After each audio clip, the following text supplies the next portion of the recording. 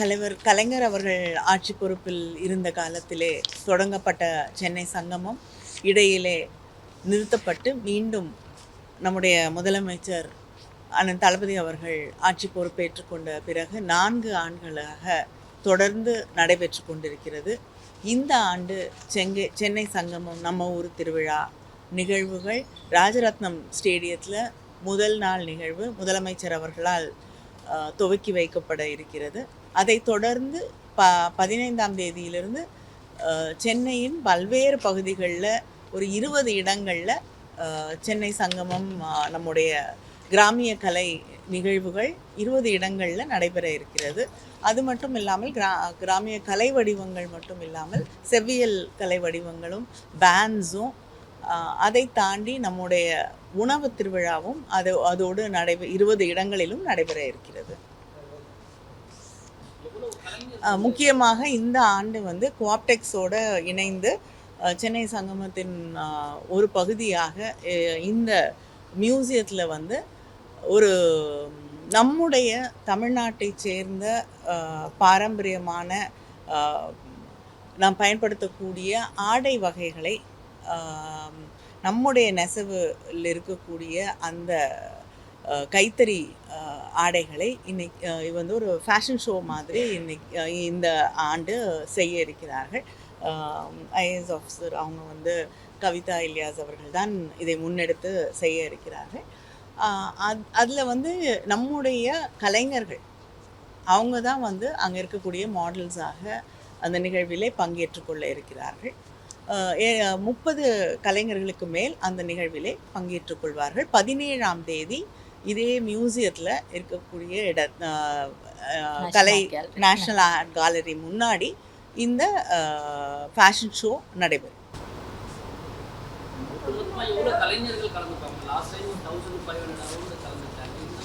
இந்த ஆண்டும் வந்து சங்கமம் நிகழ்வுகளில் 1500 கலைஞர்கள் பங்கேற்க இருக்கிறார்கள்.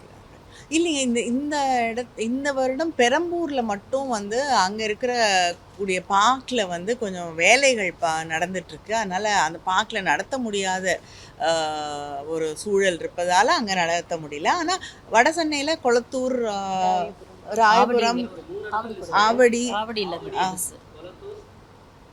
ஆமாம் ராயபுரம்,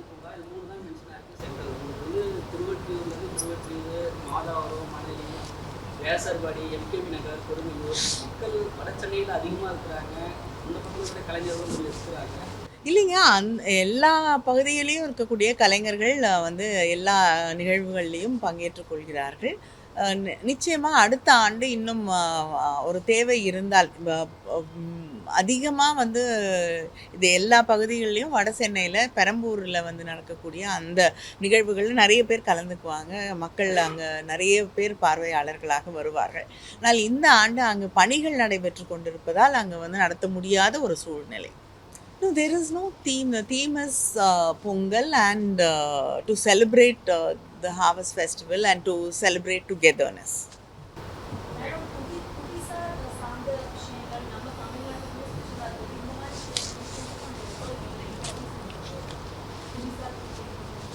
இல்லைங்க, இப்போ உதாரணத்துக்கு எடுத்துக்கணுன்னா என்னுடைய தொகுதியிலேருந்து எடுத்துட்டிங்கன்னா கூட இப்போ கோயில்பட்டி கடலை மிட்டாய் வந்து இருக்குது. அங்கிருந்து அந்த உணவு வகைகளும் இங்கே கொண்டு வரப்படும். அது மட்டும் இல்லாமல் தமிழ்நாட்டில் பல்வேறு பகுதிகளில் இருக்கக்கூடிய பல உணவு வகைகள் இங்கே இருக்கக்கூடிய நம்ம பார்க்ஸில் எல்லா இடங்கள்லையும் வந்து அவங்களே வந்து அந்த உணவை தயாரித்து தரக்கூடிய ஒரு வாய்ப்பாக இதை பயன்படுத்துகிறோம்.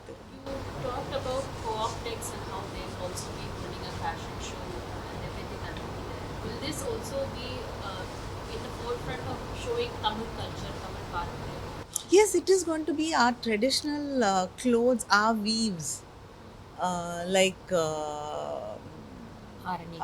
Arani, Kanjipuram, Chungdi saris, which have to be revived, Dharmapuram, and so many of our Chettinad. All that is going to be included in, I mean, that is the main theme of the fashion show, is going to be that our weaves, weaves from Tamil Nadu are going to be taking center stage, and the artists, the folk artists are going to be the models.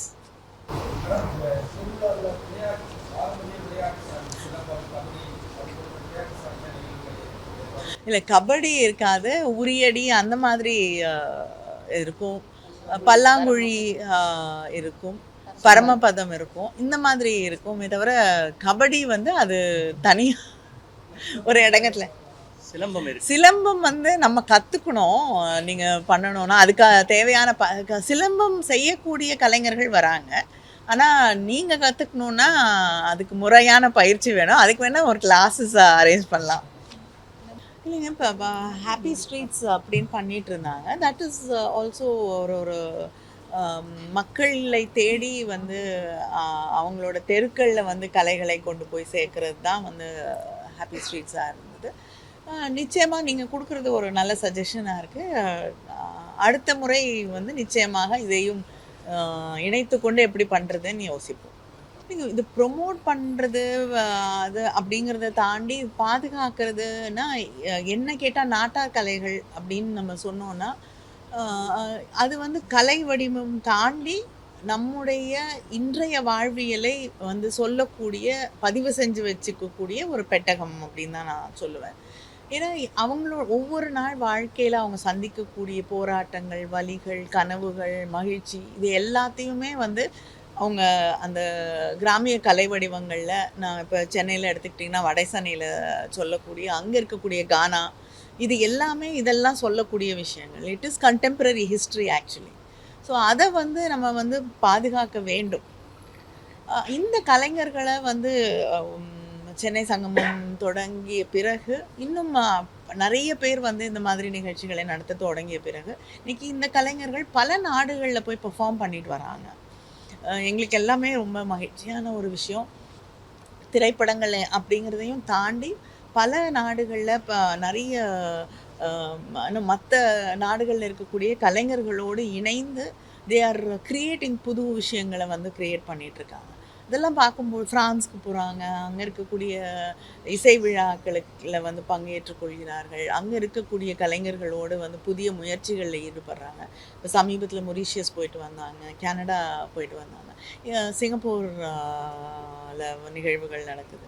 இதையெல்லாம் பார்க்கும்போது வந்து அவங்களுக்கும் வந்து அது அவங்களுடைய அடிப்படை வாழ்வாதாரத்திற்கும் அது ஒரு முக்கியமான விஷயமா இருக்குது. அதே போல் தன்னுடைய கலைக்கான வடிகாலாகவும் அது மாறும்.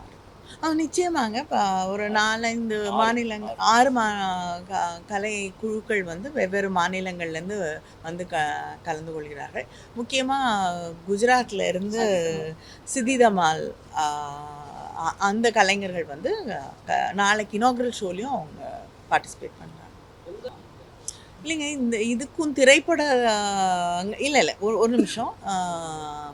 இது வந்து கிராமிய கலைகளை பற்றிய அவர்களுக்கான கலைஞர்களுக்கான ஒரு நிகழ்வாக தான் வந்து சென்னை சங்கமம் அமைகிறது. அதனால் இது வந்து அந்த இடத்தை நிரப்பிடுமாலாம் நான் பதில் சொல்ல முடியாது. இது இவர்களுக்காக பொங்கலை ஒட்டி நடத்தப்படக்கூடிய ஒரு விழா. அதனால் இது வேறு எந்த இடத்தை நிரப்பவும் வேறு எதற்கும் பதிலாகவும் இது இல்லை.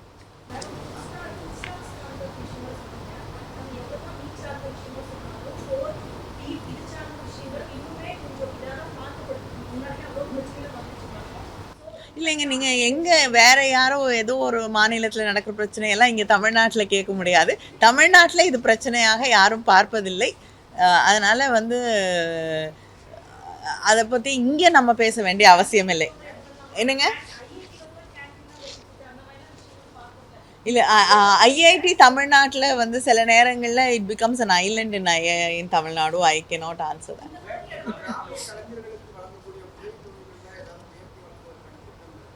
இல்லை, முதலமைச்சர் ஆட்சி பொறுப்பேற்று கொண்ட உடனேயே உயர்த்தி வழங்க வந்து உத்தரவிட்டிருக்கிறார்கள். அது உயர்த்தி வழங்கப்பட்டிருக்கிறது. கிட்டத்தட்ட 2500 கலைஞர்களுக்கு, கிராமிய கலைஞர்களுக்கு பென்ஷனை வந்து அதிகப்படுத்தி முதலமைச்சர் கொடுத்துருக்காங்க. இல்லைங்க. அவங்களோடது இப்பல்லாம் சீசனல் ஒர்க்லாம் இல்லைங்க. ஆண்டு முழுவதும் ஏதாவது ஒரு திருவிழாக்கள் இருக்கு, நிகழ்வுகள் இருக்கு. எல்லாத்துலயும் பங்கேற்றுக் கொண்டிருக்கிறார்கள். நான் இப்போ சற்று முன் சொன்னது போல வெளிநாடுகளுக்கெல்லாம் போய் ரொம்ப பிஸியா இருக்காங்க. இல்லைங்க. அ நம்முடைய வ முதல்வர் ஆட்சி பொறுப்பேற்றுக் கொண்ட பிறகு, சென்னை சங்கமம் தொடங்கிய பிறகு, அ ஒவ்வொரு ஆண்டும் 8 இடங்கள்ல வந்து இந்த நம்ம ஊர் திருவிழா நடந்து கொண்டு தான் இருக்கிறது. பல முக்கிய நகரங்கள்ல தொடர்ந்து நடத்திட்டு வரோம்.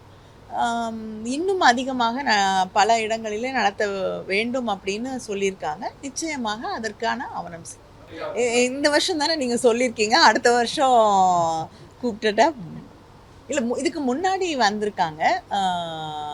அவங்க அம்மையார் அம்பிகா சோனி வந்து அமைச்சராக இருந்தபொழுது, அவங்க முதல் சங்கமத்திற்கு என்று நினைக்கிறேன். அவங்க வந்திருக்காங்கன்னு நெனைக்கிறேன்.